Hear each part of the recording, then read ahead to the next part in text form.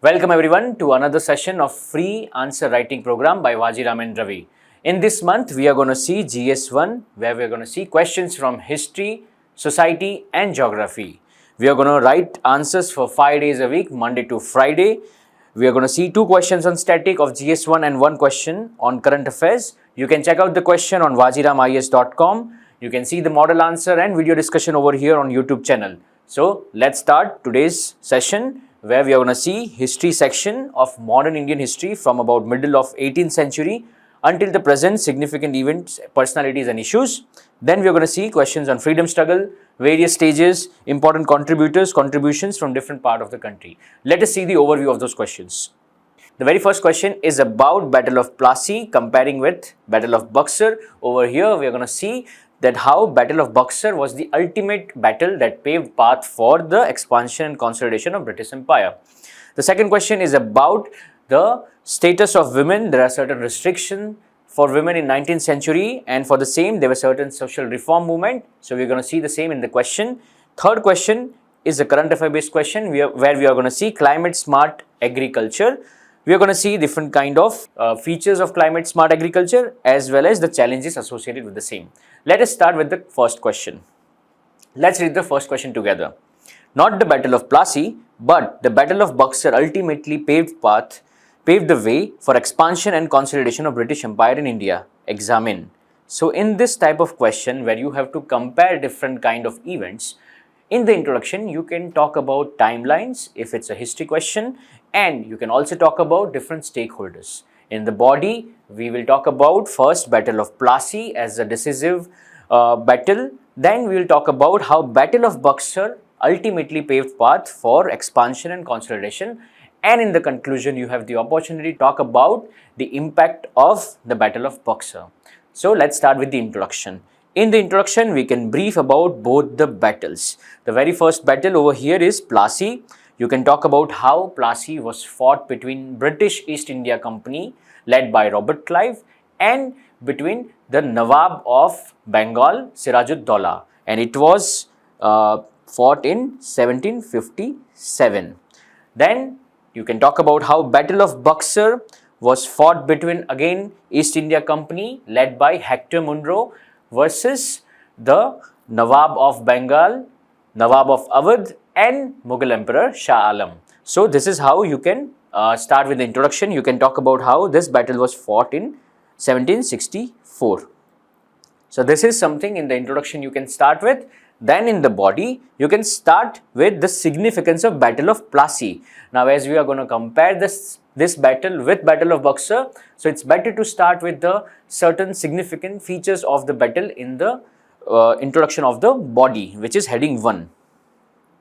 Over here, you can start with how it established British influence. British East India Company won the battle, and through which they got certain rights with respect to collection of taxes, etc. That started the influence of British in the Indian subcontinent. The second significance you can talk about is economic control. Now as we saw that how through the victory, British got certain kind of rights with respect to tax, certain kind of relaxation with respect to the revenue generated and subsequent tax for the same, and also certain trade benefits. So this is the kind of economic control that British were able to capture through the victory of Battle of Plassey. Then they were also able to capture the political influence as they established a puppet Mir Jafar instead of Sirajud-Dowlah, and Mir Jafar was able to aid British East India Company with respect to the political influence. Next is economic gain. As we have seen that because of the economic control, British were now surplus with respect to their economic structure over here in the India, and because of that kind of surplus they had resources, and thus they were able to manage further wars, etc. So that is economic gain that translated into this kind of benefit. So these are the significance for the Battle of Plassey. Now let's see the heading 2, which is basically the major demand of the question, that Battle of Buxar, which led to the path of expansion and consolidation. Over here you can start with how Battle of Buxar, which was fought between East India Company led by Hector Munro versus Nawab of Bengal, Awadh and Mughal Emperor. Now that led to victory of British East India Company, and subsequently they were able to realize their victory through Treaty of Allahabad, which was signed in 1765. Over here British got certain rights with respect to the revenue generation, Diwani rights. Apart from that, there were other relaxation as well. Now this is considered a symbolic victory because the magnitude of the battle was way larger than Battle of Plassey. We can also talk about how British East India Company managed to win a battle where Mughal Emperor was the stakeholder, and because of that kind of victory, the pan-India conscious of the masses, that translated into how British dominance can be seen through that victory. The next is economic avenues, as we have seen that how Diwani rights were captured through Treaty of Allahabad, and that Diwani rights helped British with respect to the economic gains and economic avenues. Next is expansionist motives. Now, because of the Treaty of Allahabad and the victory of Battle of Buxar, British got certain kind of buffer zone between their captured region and the other region. Now that kind of buffer zone helped British with respect to the capacity building of their own troops, and thus they also tasted the blood of winning in Indian subcontinent, and thus their expansionist motives were slowly going in the direction to control the entire colony of India. Next is political stronghold and dual system of government. Over here, there was a masterstroke by Robert Clive and how he established a dual system of governance administration in Bengal, where certain Diwani rights as well as Nizamat rights were held by the British without any responsibility for the management of the region. So that kind of political stronghold helped British with respect to their dominance. And lastly, residents in the Indian states. Now because of the treaty, Britishers were able to keep a resident in the court of the Indian state where they have won, and because of that kind of resident, they have access to the rurals and their policies directly. So because of this kind of features, the Battle of Buxar is considered as the ultimate battle which led to the pathway which helped British to expand and consolidate the rule in India. Now this is the heading 2 of the body. Let's see what we are going to write in the conclusion. In the conclusion, as we have already mentioned, the significance of the Battle of Buxar in like the primary way, the major impact of Battle of Buxar is led to believed that it led to expansion and consolidation. So you can talk about how the subsequent wars that led to the expansion of British were basically part of the seed that they planted in Battle of Buxar. So this is something you can write over here in the conclusion. Let's see the model answer and understand how can we inculcate the same in our answer writing practice. In the model answer, you can see that you have started with the brief introduction about both the battle, and you can also talk about the different stakeholders involved. In the body, the heading 1, we can start with the significance of Battle of Plassey. Then we can move on to significance of Battle of Buxar, and then conclude with respect to the impact of Battle of Buxar with respect to the consolidation of British Empire. So that is there for question number 1. Let's go to question number 2. Let's read the question number 2 together. Give an account of restriction imposed upon women in 19th century India. Highlight with suitable examples the achievements of social reform movements in this context. Now let us break down the question so that we can understand what to write in introduction, body and conclusion. Now in the first statement, we have given an account of restriction imposed upon women in 19th century India.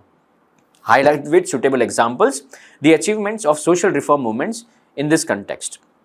So over here, we are going to see that in 19th century, women were not treated on par with their counterparts, and there were certain kind of restrictions imposed. So in the introduction, you can start with how women were not treated equally on par with men. They were given allotted low status, they were not given any kind of identity, they were excluded from the institutions. So that kind of restriction, that is something you can start in the introduction. Then in the body you can elaborate all those restrictions and give specific details about the same. And in the heading 2 of the body you can talk about that how this led to certain social reform movements led by certain social reformers, and you can talk about those social reformers along with their initiatives. And in the conclusion you have the opportunity to talk about, either you can talk about the status, or you can talk about the result of those social movement at that time, as well as you can talk about that how contemporary women, they have been realizing the rights which were part of the social reform movement that happened in 19th century. So this is the kind of structure that you can write for this answer. Now let us start the introduction. In the introduction you can talk about the status of women during 19th century. Over here you can talk about how they were accorded low status. Apart from that, they did not have any kind of personal identity. Also, they were discriminated and excluded from the major institutions.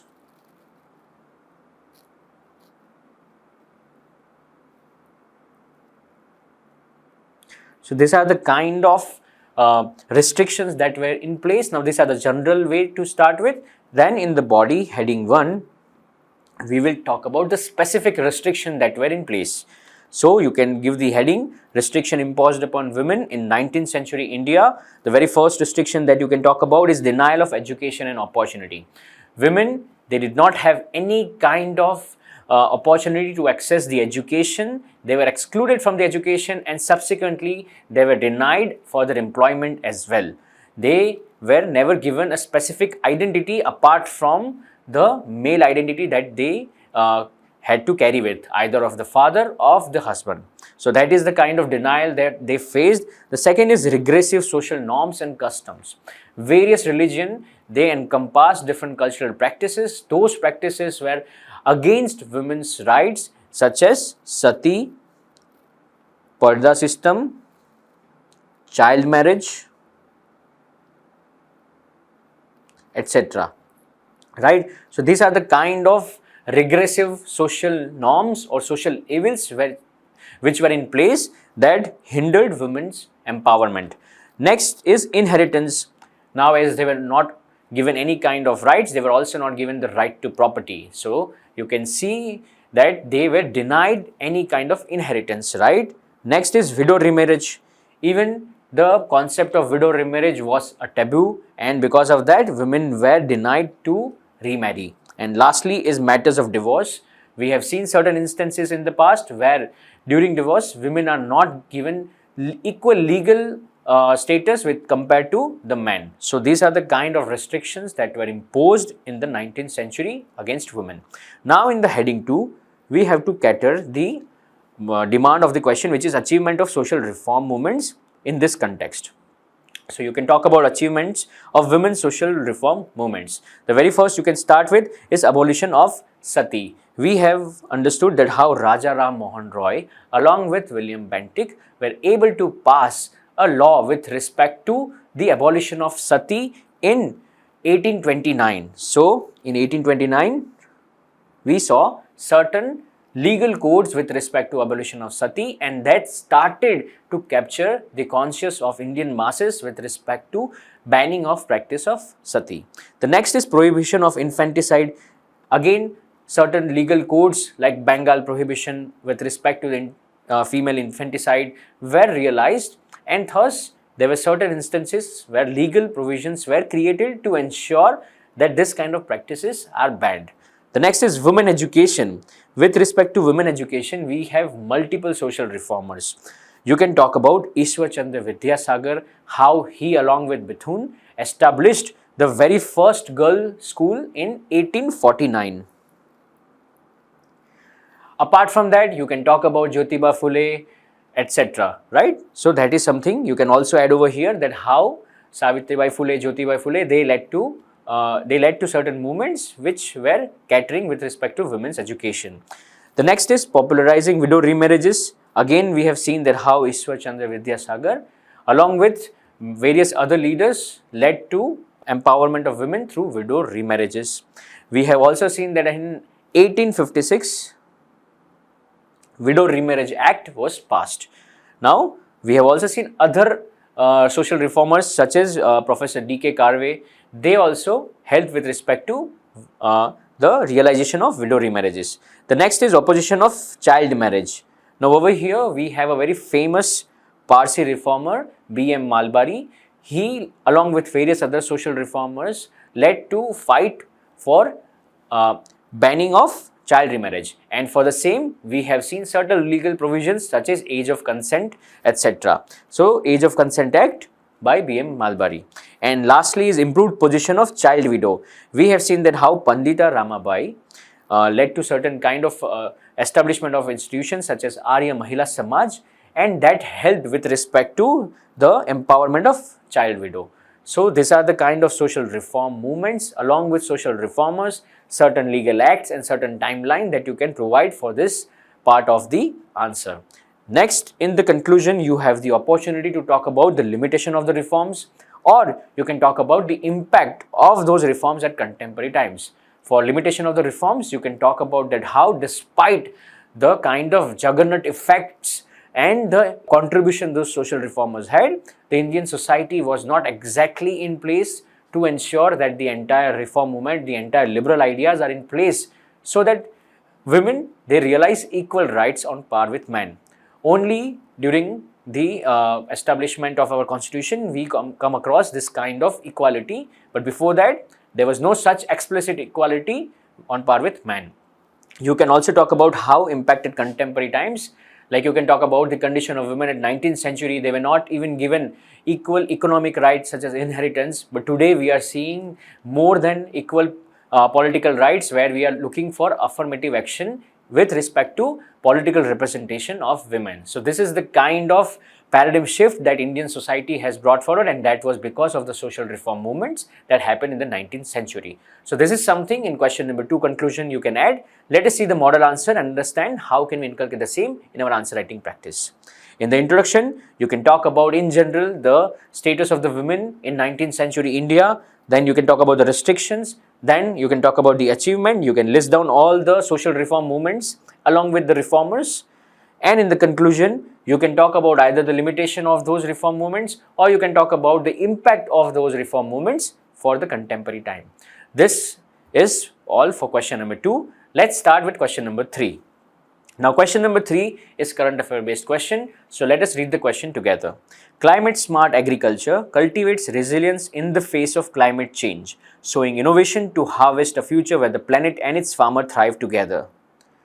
In light of the statement, explain climate smart agriculture along with challenges associated with it. So, if you can understand, the question is hovering around the idea of climate smart agriculture, where the major body demand is to explain the climate smart agricultural practices and associated challenges with the same. So, in the introduction, you can briefly talk about the recent context, the recent news, why climate smart agriculture is to be practiced. Then in the body, you can delineate the points with respect to the explanation of climate smart agriculture. In the heading 2, you can talk about the challenges, and in the conclusion, you can talk about the way forward, that how can we make sure those challenges are addressed and climate smart agriculture practices are realized with the full potential. So, let's start the introduction. In the introduction, you can talk about the recent news. You can cite that how we recently witnessed the need for climate smart agriculture in India to assure food security, to empower farmer and protect our delicate ecosystem. You can also start with certain kind of impacts of climate on agriculture, such as we have seen rise in pest and disease that is leading to lower productivity of the agriculture, lower yields, more wildfire. They are definitely impacting the total productivity of the agriculture. Next is increased soil salinity that has led to decrease the quality of soil in the agricultural areas. Higher temperature is also leading to the damage of crops. Next, we have seen more flooding, which is again impacting the productivity of agriculture, more drought and increased heat stress, which is impacting the agriculture in a holistic way. So, these are the kind of impact And for the same, we can talk about it how climate smart agriculture is the solution, which works on basically three major core principles. First is making sure the farmers, they are practicing resilient farming practices to ensure they adapt to climate change. The next is the factor of sustainability to ensure the food security is intact. And lastly, we have greenhouse gases to reduce the same, to ensure that further climate change is not going in the direction where it impacts the agriculture in negative way. So these are the kind of points you can add in the introduction, either talk about the context, either talk about the impact of climate change on agriculture, or you can start with how climate smart agriculture works on major three pillars. So this is something you will write in the introduction. In the body, you are going to explain the climate smart agriculture through multiple examples. Basically, climate smart agricultural practices encompasses multiple practices to ensure that the entire agricultural practice is adapted and fights against any kind of impact of climate change. So the very first practice you can talk about, and like the part of climate change, is adaptation strategy. Over here you can talk about how drought resistant crop variety development of the same can help with respect to resistance towards any kind of climate change impact. Over here, you can talk about how there are different kind of drought tolerant crops that have been verified by Indian government. You can check out the same on PIB sites, where we have certain varieties over here which are drought resilient. Now that kind of drought resilient crop varieties can help with respect to balancing the impact of climate change. Next, we have climate resilient infrastructure. Over here, we can talk about how water harvesting or certain kind of infrastructure with respect to water conservation can also help when we are facing certain kind of stress related to water. Next is mitigation measures. We have seen that certain kind of practices of climate smart agriculture, such as agroforestry, where we can definitely help with respect to conservation of soil as well as fertility of the soil. Apart from that, precision agriculture, where we can make sure that resources are used in most optimized way through technologies such as IoT, etc. The next is sustainable resource management. Over here, you can talk about conservation agriculture, where we are ensuring there's minimum tillage or no tillage at all to ensure that the soil quality is intact. Another is water efficient management. We have efficient systems such as drip irrigation. That kind of practice can also help with respect to the fight against climate change. And lastly, we have knowledge sharing and capacity building.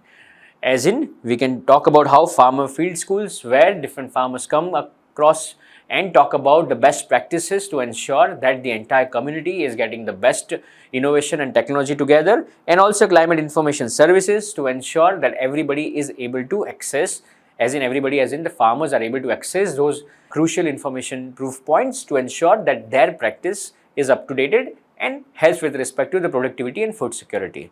So this are the kind of points you can add with respect to the explanation of climate smart agricultural practice.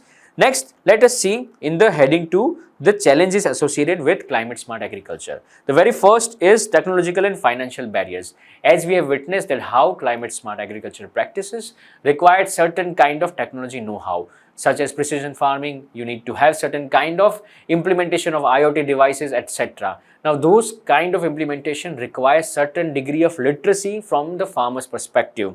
But we have witnessed that that kind of literacy is not there in our society, and that's why there are certain technological barriers. Apart from that, to access those technological inputs, you also need to ensure there is certain kind of financial support, which is presently not there, and that's why this is a kind of a challenge with respect to implementation of climate smart agriculture. The next is knowledge and capacity gaps. As we are talking about the technological know-how, the knowledge and capacity gaps, as in farmers may get across this kind of technology and practices, but they might not be able to continue so because of certain kind of knowledge and capacity gaps. Therefore, we have lack of training, etc. The next is policy and institutional challenge.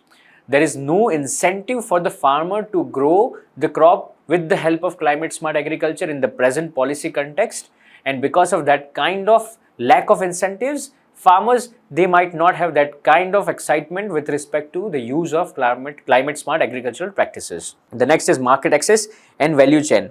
As we have seen, do not have that kind of incentive. Apart from that, the price realization is not kind of different, as in it's on par with the other agriculture practices, and that's why the market access and the value chain do not kind of have that kind of incentive for the practice of climate smart agriculture. And lastly is climate information and forecasting. We do not have sufficient technological implementation with respect to the climate information and forecasting that can definitely impact the precision farming, etc., with respect to the realization of potential of climate smart agriculture. So this is there for heading 2 of the body. Now let us see the conclusion. In the conclusion, you can talk about the way ahead to ensure how can we bridge those gaps that are the challenges for implementation of climate smart agriculture. The first is capacity building and awareness. We can ensure there are certain kind of institutions which are making sure that the farmers, they get the right amount of knowledge. Along with that same, they are also getting the right amount of training to ensure they implement the climate smart practices in a sustainable way. The next is financial and technical support mechanism. Financial as in certain kind of credit should be available to ensure that they are able to buy those technological equipments for the practice of climate smart agriculture, and also technical support with respect to those kind of practices. Next is existing government programs. We have seen that how there are certain existing government programs like National Mission on Sustainable Agriculture and Pradhan Mantri Krishi Sinchai Yojana. Those different programs can be integrated and ensured to give us the full potential with respect to the climate smart agriculture. The next is collaboration with private sectors, NGO and research institutions, so that there are certain key stakeholders such as farmers and the private players. They can bridge the gap with respect to the access of technology, the access of credit. We have seen recently that how organizations like ITC, they are focusing on climate smart agriculture to boost the farmers' income and cut emission. So this kind of integration is also the kind of measure that can help with respect to those challenges. And lastly, we must ensure that the agricultural production goals, which are to ensure that we optimize our productivity to a higher potential by 2050 is intact. So these are the kind of way ahead you can write in the conclusion for question number 3. So let us see the model answer and understand how can we write the same in our answer writing practice. In the beginning, you can define the climate smart agriculture, you can give the context, you can talk about the major 3 pillars, and you can talk about the challenges with respect to agriculture when we are witnessing climate change. Then you can talk about climate smart practices, you can list down those practices and give example to substantiate your argument. And nextly, you can talk about the challenges, you can list down different challenges, and in the conclusion, you can talk about the way ahead. So this is all for question number 3. Thank you and keep writing.